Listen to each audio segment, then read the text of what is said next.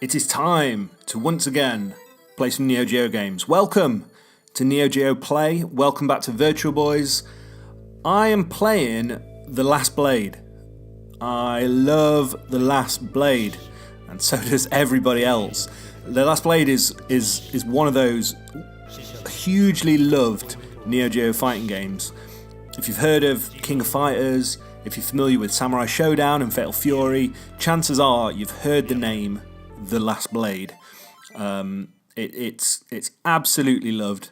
A sequel came out to it, The Last Blade 2, which is also available on some modern consoles.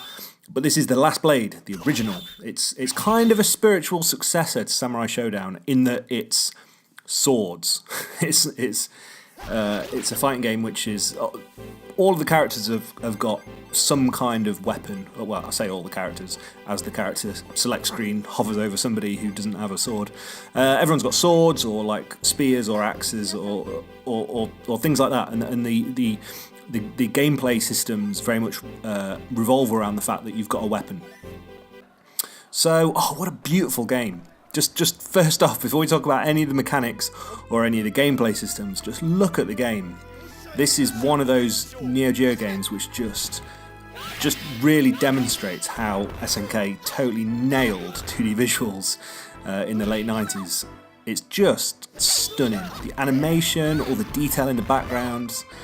I love it. I think it's one of the most beautiful Neo Geo games. I absolutely adore the art style.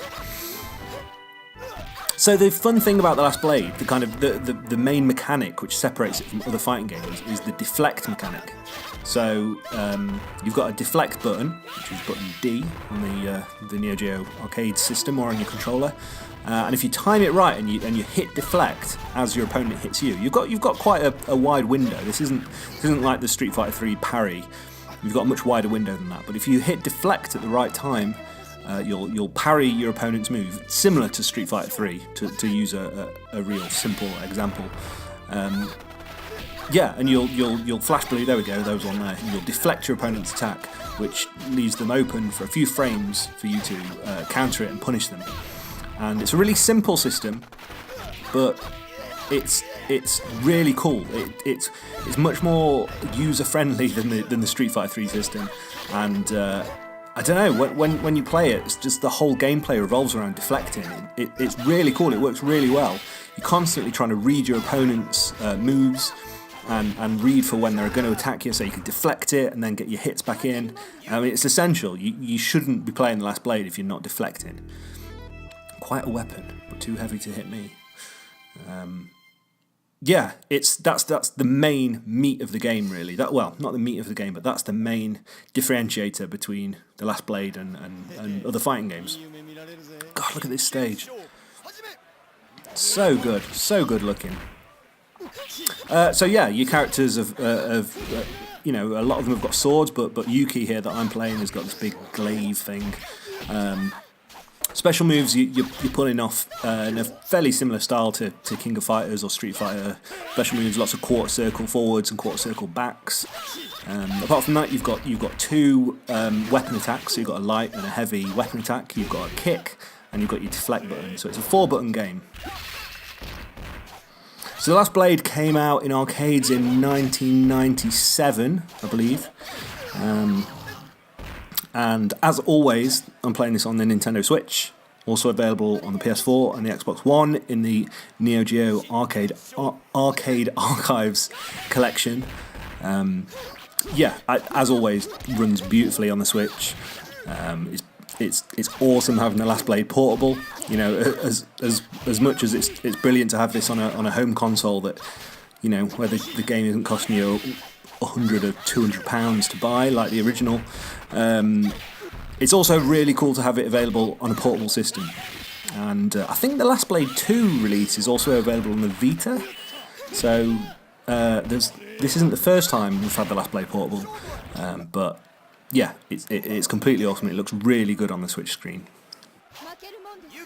So you'll see at the bottom of the screen where you might normally see like a super combo meter. You'll see either speed or power flashing, and there's these two Well, in this round we've both got speed selected, but you've got two modes that you can select from. So when you choose your character, it'll then ask you if you want to play speed mode or if you want to choose power. Power means you've got potential to do more damage, and you've got access to these new moves called, I think they're called Super Devastator moves or something really good like that. Speed, which, what does it describe speed mode as? It's something like the offensive orgy mode, which means that you always have to choose speed because you always want to be in the offensive orgy. What speed does is, once the meter's full, like it is for Akari here, once your health meter starts flashing, you can see my health at the top, Yuki's health is flashing. Once it's flashing and you've got a full meter, you can press down, down, and A and B, which is a bit of an odd button combination, but you press down, down, A and B, so it's your two weapons, that's light and heavy weapon attacks, and you'll enter this super speed mode where you've got a few seconds and you're moving really, really fast. You pull off these crazy combos. It's much more fun than power mode, in my opinion. I always choose speed mode, not just because it's the offensive orgy, but because when you can hit your speed power, it's really fun, and you get probably like 5 seconds just to absolutely punish your opponent, and it looks really cool. Kind of regret not looking at the Last Blade in this series before now, because it's easily one of my favourites in the collection.